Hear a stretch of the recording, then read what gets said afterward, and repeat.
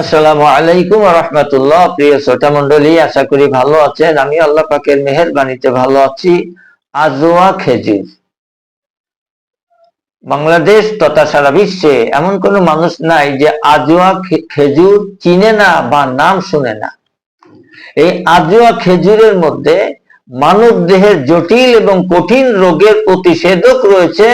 আমাদের বিশ্ব নবী মুহাম্মদুর রাসূলুল্লাহ সাল্লাল্লাহু আলাইহি ওয়াসাল্লাম বর্ণনা করেছেন, বুখারী শরীফের রওয়ায়াত, তোমরা আজওয়া খেজুর খাও, সুস্থ থাকো। এবং বিভিন্ন রোগের প্রতিষেধক যে রয়েছে আমি বললাম, এটাও নবীজি বলেছেন। সেই প্রতিষেধক কি এবং আজওয়া খেজুর কখন কয়টা খাবেন সে কথা আমি বলবো ইনশাল্লাহ। তার আগে ছোট্ট একটি রিকোয়েস্ট, আমার নতুন চ্যানেল মুসাফির টিভি 99, সুতরাং আপনারা আমার চ্যানেল সাবস্ক্রাইব, যারা এখনো করেন নাই সাবস্ক্রাইব করুন। একটা টিপ দিলে হয়ে যাবে ভাই, আপনারা আমাকে একটু সহযোগিতা করুন।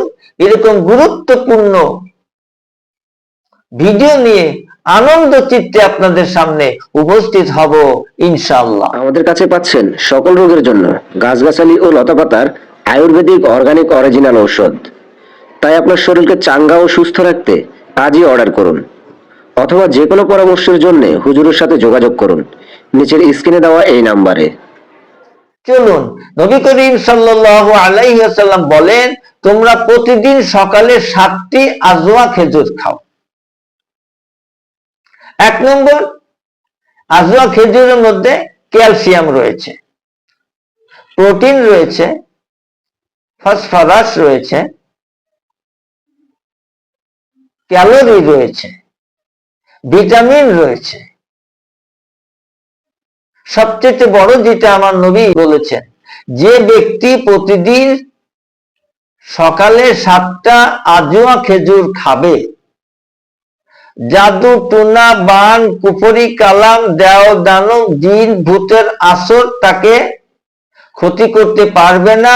এমনকি বিষাক্ত সাপও যদি তাকে দংশন করে, ওই সাপের বিষের ক্রিয়া তার শরীরে হবে না, তার কোনো ক্ষতি হবে না ইনশাআল্লাহ। সুবহানাল্লাহ, সুবহানাল্লাহ। ঠিক এইভাবে আজওয়া খেজুর খান, সুস্থ থাকুন। নবীজির একটি সুন্নাতের উপরে আমল হয়ে যাবে। প্রত্যেকটা কর্মকাণ্ডে নবীজির সুন্নাতের অনুসারী আমরা হই। আল্লাহ সেই তৌফিক আমাদের দান করুন, আমিন। আজকে এখানেই শেষ করছি। আসসালামু আলাইকুম ওয়া রাহমাতুল্লাহ।